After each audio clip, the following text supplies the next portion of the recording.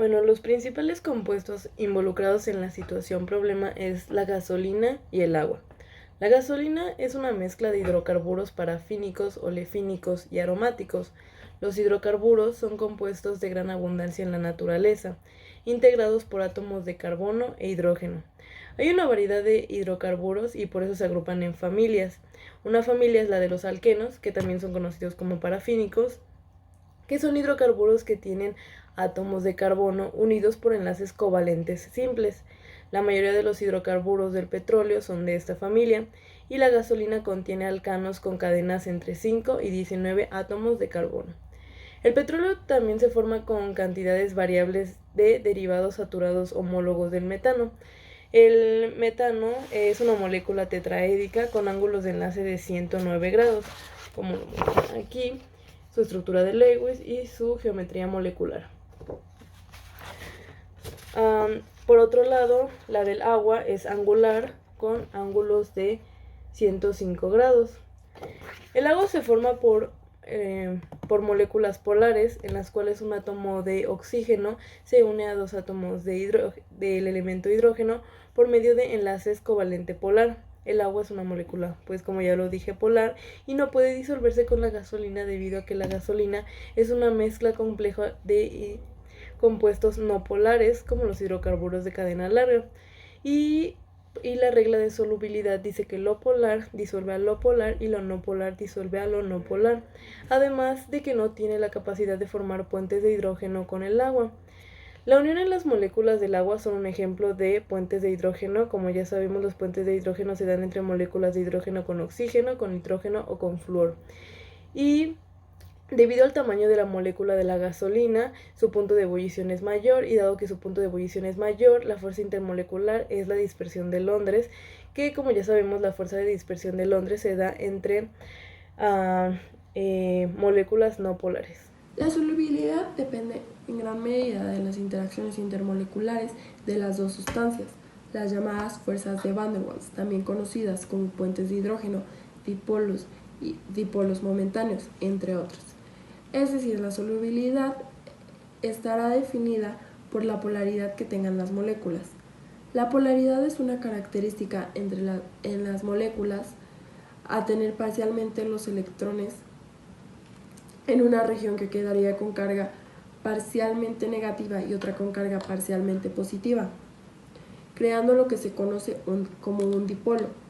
Este tipo de moléculas se les llama polares y debido a las interacciones electrostáticas entre ellas, una sustancia polar y una no polar disolverá a una no polar.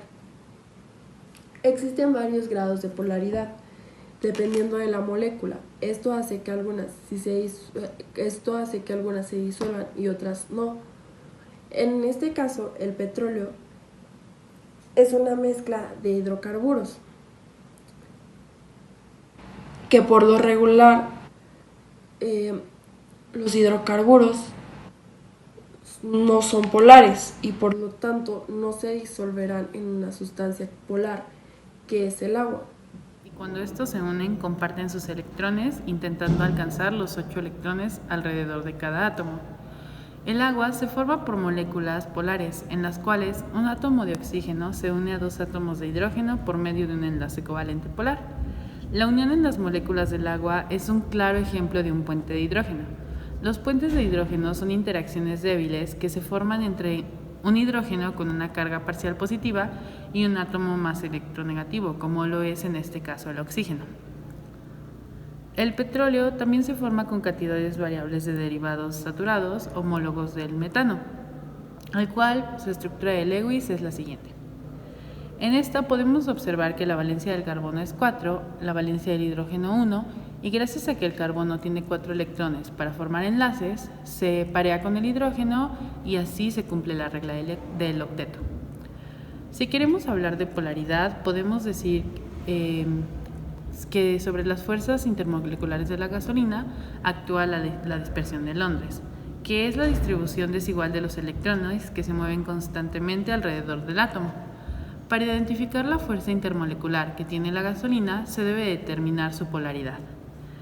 En general, la dispersión de Londres tendría puntos de ebullición y fusión más bajos que una molécula dipolo-dipolo. Pero debido al tamaño de la molécula de gasolina, su punto de ebullición es mayor. Dado que su punto de ebullición es mayor, las fuerzas intermoleculares serán más fuertes que la de la acetona y sus enlaces no se romperán tan fácilmente. Esto quiere decir que la gasolina es una sustancia no polar y no se disuelve en agua. De hecho, si quisiéramos hacer una comparación, esta flotaría como el hielo debido a que su densidad es menor que la del agua.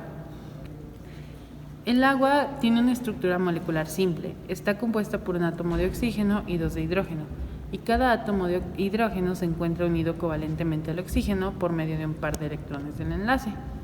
El oxígeno tiene además dos pares de electrones no enlazantes. De esta manera existen 4 pares de electrones rodeando al átomo de oxígeno y 2 pares formando parte de los enlaces covalentes con los átomos de hidrógeno y 2 pares no compartidos en el lado opuesto. El oxígeno es un átomo electronegativo de los electrones, a diferencia del hidrógeno.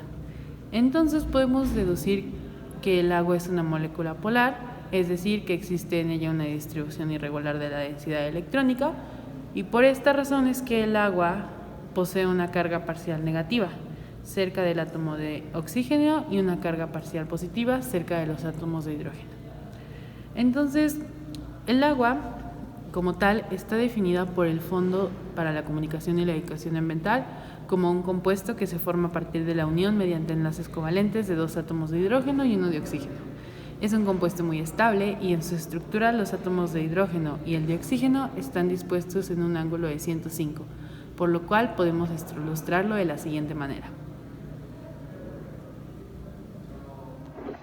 Los derrames de petróleo en nuestros ecosistemas tienen efectos profundos e inmediatos en el medio ambiente, además de que las consecuencias de los daños provocados por la marea negra pueden ser muy duraderos y desastrosos. Cuando ocurre un derrame o filtración, gran parte de los compuestos volátiles del petróleo se expanden rápidamente durante el poco tiempo. Sin embargo, el petróleo permanece en la superficie del agua, pero no se combina con la misma. Adquiere una constancia diferente el agua y el petróleo al momento del derrame, en un compuesto pegajoso que muchos llaman como mousse, y se puede prolongar y dispersar rápidamente transportando por las corrientes y el viento donde se encuentre la expansión de petróleo. Muchos peces son atraídos y muchas aves también son atraídas por el petróleo, y esto causa un daño en el ecosistema y flora del lugar donde se encuentra el derrame de petróleo. Los efectos a largo plazo de una contaminación o un derrame de petróleo pueden no solo llegan a concluir cuando la limpieza o la tensión sobre el derrame disminuye, ya que esto puede seguir ejerciendo un impacto, ya que el petróleo se puede hundir en el suelo, en el subsuelo del océano o del lago, que en este caso en el proyecto era un lago. Se puede llegar a hundir el petróleo y esto puede ejercer un impacto en los animales que viven enterrados en ellos, como cangrejos o algunos peces que viven en el suelo, que al ser devorados por aves o por otros animales, los contaminan al mismo tiempo, a la vez de que se los comen, y el ciclo de envenenamiento o de contaminación del petróleo se puede seguir expandiendo durante mucho tiempo después.